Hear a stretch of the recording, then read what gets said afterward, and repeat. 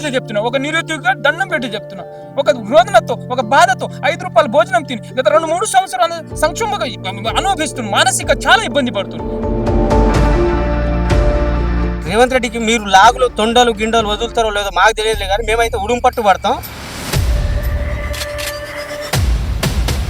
పక్క రాష్ట్రం ఆంధ్రుడైనా ఇలా వాళ్ళకి ఉద్యోగం వచ్చింది, మన బిడ్డలకి ఇలా ఉద్యోగం రాలేదు. నిరుద్యోగుల పెద్ద శాపంగా మారింది మీ కాంగ్రెస్ ప్రభుత్వం వచ్చినప్పటి నుంచి.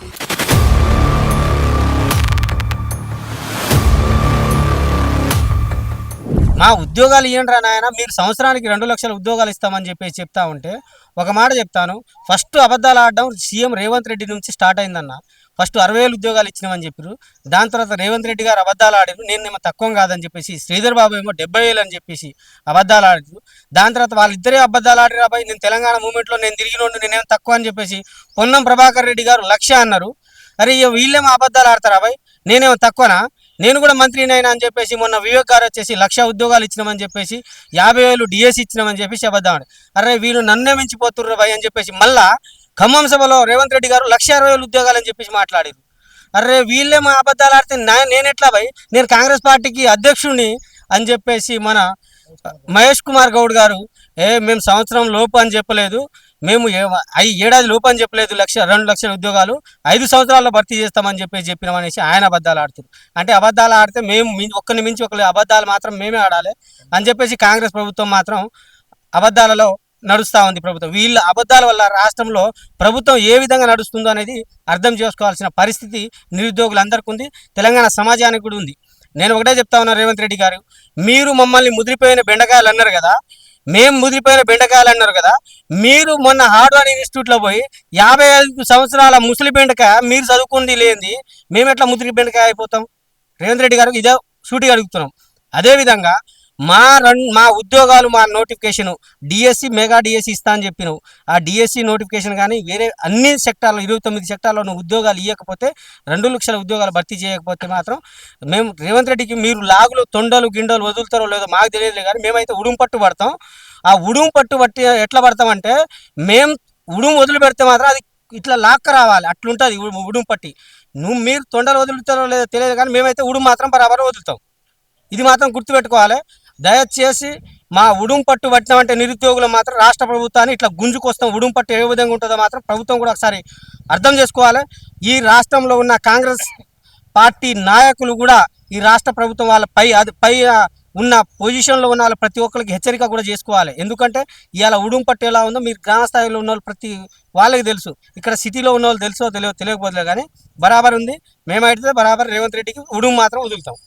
అదేవిధంగా రేపు జరగబోయే మహాధర్నా కార్యక్రమానికి గ్రామ స్థాయి నుంచి అందరూ వచ్చి మనమందరూ ఈ ధర్నా కార్యక్రమాన్ని జయప్రదం చేయాలి. ఈ రాష్ట్ర ప్రభుత్వాన్ని మనం ఉడుం పట్టే లాక్క రావాలి బయటికి అని చెప్పేసి తెలియజేస్తా ఉన్నాం. ఇక్కడ పొలిటికల్ పార్టీకి ఎవరికి ఎంట్రీ లేదు. ఏమో తెలంగాణకి పెద్ద దిక్కుగా ఎవరైనా ఉన్నారంటే ఫస్ట్ నుంచి ఇప్పటిదాకా అయినా కోదండరాం ఒక్కరే ఉన్నారు. జయశంకర్ సార్ ఎటైనా లేరు, ఇప్పుడు కోదండరామే ఉన్నారు. ఎప్పుడు నిరుద్యోగుల తరపుననే పోరాటం చేస్తారు, వాళ్ళ పక్షాన్ని నిలబడతారు. కాబట్టి మాకు అతని మీద గౌరవం ఉంది.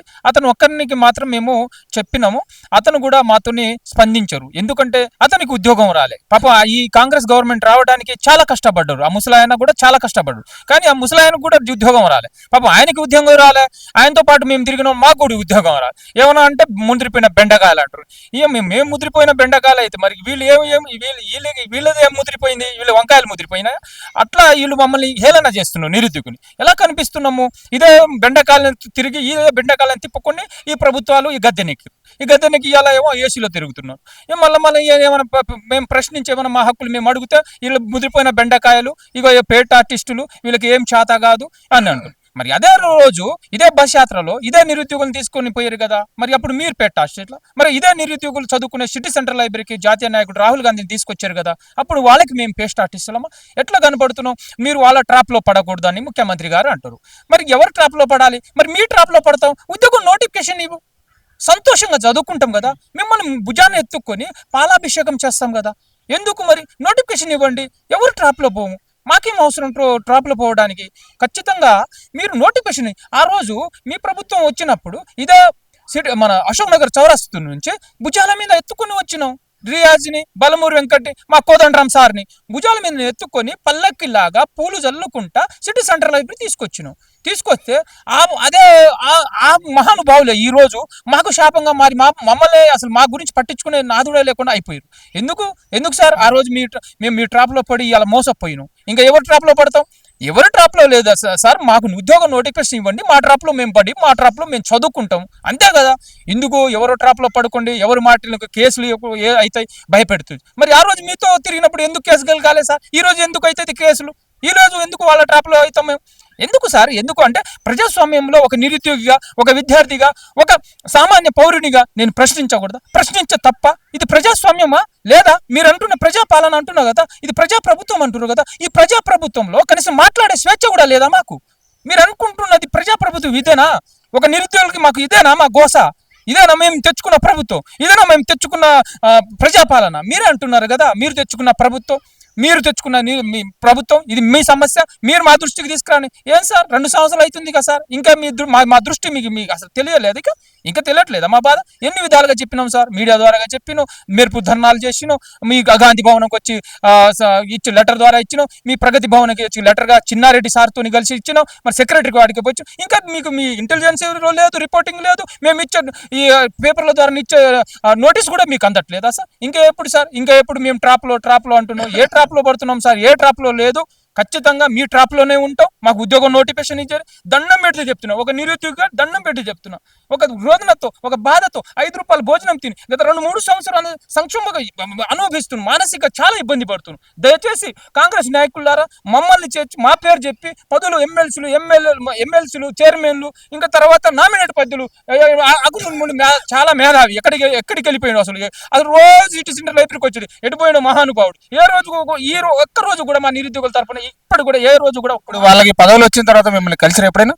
పదవులు వచ్చి ఇంకా కలిసేది ఎక్కడ ఉంది? ఇంకా పదవులు వచ్చినాయి, ఏసీ కార్లలో ఈ బస్సు యాత్రలు చేసుకుంటారు. ఒక ఆయన ఇక ఎక్కడెక్కడో ఏసీలో తిరుగుకుంటా వాళ్ళ ఉద్యోగాలకు పోయి వాళ్ళు కాపాడుకుంటూ తిరుగుతూ ఉన్నారు. రేపు నిరుద్యోగ కవాతుతో పాటు మహాధర్నా అనే కార్యక్రమం శ్రీకారం చుట్టాము నిరుద్యోగులం. ఎందుకంటే కాంగ్రెస్ పార్టీ వచ్చి దాదాపుగా 3 సంవత్సరాలు కావస్తుంది, అయినా ఒక్కటంటే ఒక్క నోటిఫికేషన్ ఇవ్వలేదు. ఆ రోజు ఎన్నికల మేనిఫెస్టోలో దుద్దిళ్ల శ్రీధర్ బాబు గారు, అదేవిధంగా రేవంత్ రెడ్డి గారు ప్రెస్ క్లబ్లో వచ్చి ఇలా ఎన్నికల మేనిఫెస్టో 2 లక్షల ఉద్యోగాలని, జాబ్ క్యాలెండర్ అని, మెగా డిఎస్సీ అని, అన్ని రకాల శాఖలు ఉద్యోగాలు ఖాళీ మొదటి సంవత్సరాలు ఇస్తానని ఇలా హామీలు ఇచ్చి ఇవాళ ఒక్కొక్కటి అమలు చేయకుండా ఇలా వాళ్ళే మా మీద బురదలు జల్లే ప్రయత్నం చేస్తున్నారు. ఇలా 1,70,000 90,000 ఒక్కొక్క మంత్రి అబద్ధాలు ఆడుతున్నారు, పచ్చి అబద్ధాలు ఆడుతున్నారు. ఏ వేదిక పడితే ఆ వేదిక మీద అసెంబ్లీ సాక్షిగా కూడా ఇలా అబద్ధాలు మాట్లాడుతున్నారు. ఎవరికి ఇచ్చారయ్యా మీరు ఉద్యోగాలు? ఈ తెలంగాణ రాష్ట్రంలో నిరుద్యోగులకు 2020 మీ గవర్నమెంట్ వచ్చిన తర్వాత ఒక్కటంటే ఒక్క నోటిఫికేషన్ కూడా రాలేదు.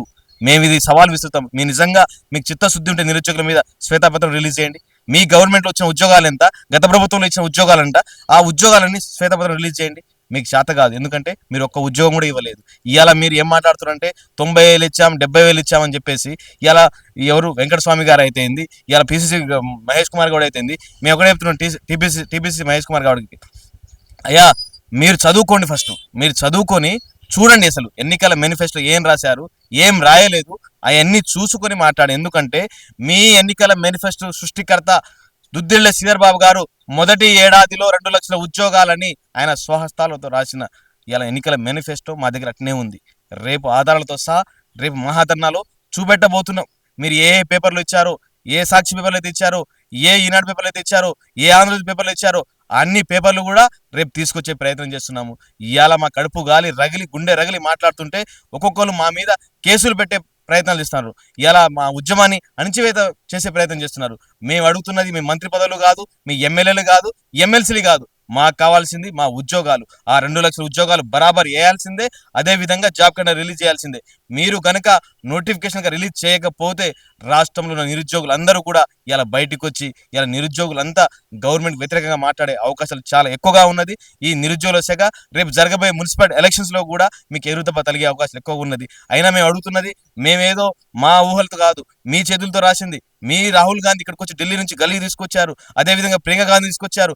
ఆ మేనిఫెస్టో అన్నారు, ఈ మేనిఫెస్టో అన్నారు. ఏ మేనిఫెస్టో మీరు అమలు చేశారు? ఎక్కడ ఇచ్చారు ఉద్యోగాలు? ఇలా నిరుద్యోగులకు స్కాలర్షిప్లు రావట్లేదు, ఫెలోషిప్లు రావట్లేదు, స్కూటీలు అన్నారు, అది లేదు, నిరుద్యోగ వృత్తి కూడా లేదు, ఏది లేదు. సరే ఉద్యోగమైనా ఇస్తారంటే ఉన్నోనికే ఉద్యోగాలు ఇస్తున్నారు. ఇలా జీపీఓ తీసుకొచ్చి జీపీఓలో విఆర్ఓ పెడుతారు, విఆర్ఓ జీపీఓ పెడతారు. అంటే ఉన్నోనికే ఉద్యోగాలు ఇస్తున్నారు కానీ ఇక్కడ ఉద్యోగాలు మాత్రం మాకు ఇవ్వట్లేరు. అదేవిధంగా ఇలా గ్రూప్ 1లో జీవో 29 విషయంలో చాలా అన్యాయం జరిగింది. ఇలా ఎస్సీ ఎస్టీ బిడ్డలు చాలా అన్యాయంగా తీవ్రంగా నష్టపోయారు. అయినా కూడా ఏ ఎస్సీ నాయకుడు, ఏ బీసీ నాయకుడు, ఏ ఎస్టీ నాయకుడు మాట్లాడు. ఎందుకంటే వాళ్ళ వాళ్ళ పదవులే ముఖ్యం కాబట్టి వాళ్ళకు వాళ్ళ పిల్లల భవిష్యత్తు అవసరం లేదు, వాళ్ళ రాజకీయ భవిష్యత్తు అవసరం కాబట్టి ఏ నాయకుడు కూడా మాట్లాడలేదు. ఇలా జియో 29 వల్ల పక్క రాష్ట్రం ఆంధ్రుడైనా ఇలా వాళ్ళకి ఉద్యోగం వచ్చింది, మన బిడ్డలకి ఇలా ఉద్యోగం రాలేదు. ఇలా మేము నోటిఫికేషన్ కొట్లాడుతుంటే ఇలా శాంతాకుమారి కమిటీనో, సిలబస్ కమిటీనో, జడ్జిల కమిటీనో, జిల్లాల పునర్విభజన కమిటీనో ఏది పదే అది మాట్లాడి ఇలా కాలయాపన వేస్తారు. మాకు అర్థమవుతుంది ఏంటంటే కాంగ్రెస్ అంటే కాలయాపన కాంగ్రెస్ అనే మాకు విషయం చాలా క్లియర్ కట్గా క్రిస్టల్గా అర్థమవుతుంది. ఇప్పటికైనా మీ మనసును మారి ఉద్యోగం ఇవ్వకపోతే మాత్రం ఈ కాంగ్రెస్ పార్టీ మీద నిరుద్యోగులు ఎదురు తప్ప భారీగా తగలబోతుంది. ఈరోజు కాంగ్రెస్ ప్రభుత్వం నిరుద్యోగులకు ఒక శాపంగా మారిపోయింది. 2 లక్షల ఉద్యోగాలు మరియు జాబ్ క్యాలెండర్ మరియు నిరుద్యోగ భృతి ఇలా ఎన్నో డిపార్ట్మెంట్లో భర్తీ చేస్తామని కాంగ్రెస్ ప్రభుత్వం మేనిఫెస్టోలో చెప్పడం జరిగింది. ఇది వాస్తవానికి చెప్పాలంటే ఇది కాంగ్రెస్ పార్టీ విడుదల చేసిన మేనిఫెస్టోలో మొదటి ఏడాది లోపలనే 2 లక్షల ఉద్యోగాలు భర్తీ చేస్తా అని, అది కూడా టీఎస్పీపీ ద్వారానే అన్ని భర్తీ చేస్తా అని చెప్పడం జరిగింది. మరి ఇప్పుడేమో మన బీసీసీ అధ్యక్షుడు గారు ఇప్పుడేమో 2 లక్షల ఉద్యోగాలను మేము భర్తీ సంవత్సరంలో కాదు 5 సంవత్సరాలలో భర్తీ చేస్తా అని చెప్పడం ఈ బీసీసీ మహేష్ గౌడ్కి సిగ్గుచేటు అసలు. ఎందుకంటే కొంచెమైనా మీకు నిరుద్యోగుల పైన మర్యాద ఉందా, లేకపోతే నిరుద్యోగుల పెద్ద శాపంగా మారింది మీ కాంగ్రెస్ ప్రభుత్వం వచ్చినప్పటి నుంచి. మీకు నిజంగా చిత్తశుద్ధి ఉంటే వెంటనే 2 లక్షల ఉద్యోగాలు, రేపు గిట్లా పర్మిషన్ రాకపోతే మాత్రం ఖచ్చితంగా మేము మెరుపు ధరలు చేస్తాం, ఖచ్చితంగా మేము కాంగ్రెస్ ప్రభుత్వాన్ని చుక్కలు చూపిస్తాం. కావాలంటే మున్సిపల్ ఎలక్షన్లో ప్రతి గడపన నిరుద్యోగులను పంపి మీ కాంగ్రెస్ ప్రభుత్వానికి అంతు చూస్తామని హెచ్చరిక జారీ చేస్తున్నాను. ఇప్పటికైనా మేల్కోండి. ఆల్రెడీ నిరుద్యోగుల నిరసన సెగ మీకు తగిలిందని చెప్తున్నాం. మేము ఆల్రెడీ తగులుద్ది అని చెప్పట్లేదు, ఆల్రెడీ తగిలింది. మీకు అర్థమవుతుంది. హైదరాబాద్లో చీమ గుట్టినా కానీ ఇంటెలిజెన్స్ ద్వారా సీఎం రేవంత్ రెడ్డి గారు తెలుస్తుంది. ఇంత భారీ ఎత్తున సుమారు సంవత్సరం నుంచి కూడా ధర్నాలు, నిరసనలు, రాస్తారోకోలు ఇన్ని చేస్తున్నా కానీ మీకు పోస్ట్ కార్డు ఉద్యమం అని అదని ఇదని ఇన్ని చేస్తున్నా మీకు కనిపించట్లేదా?